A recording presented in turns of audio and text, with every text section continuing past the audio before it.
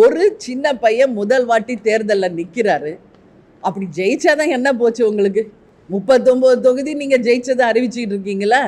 ஒரு தொகுதியில் கடைசி வரைக்கும் போராடி வருகிறாரே ஒரு இளைஞர், அப்படின்னு பெரிய மனசோட நீங்கள் அவரை ஜெயிக்க வச்சுருந்தீங்கன்னா இந்த ஆட்சியை நான் தலைவணங்கி நான் போற்றி இருப்பேன், வரவேற்றிருப்பேன்.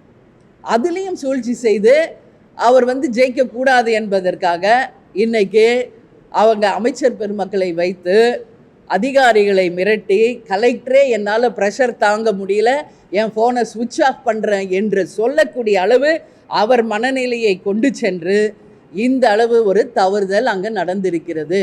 எனவே தேர்தல் ஆணையத்திடம் கேப்டனோட ஆசியுடன் நாங்கள் தேமுதிகவின் சார்பாக தேர்தல் ஆணையத்துக்கிட்ட நாங்கள் கேட்டுக்கிறோம், மீண்டும் விருதுநகர் தொகுதியில் ரீகவுண்டிங் நிச்சயமாக உடனடியாக செய்ய வேண்டும்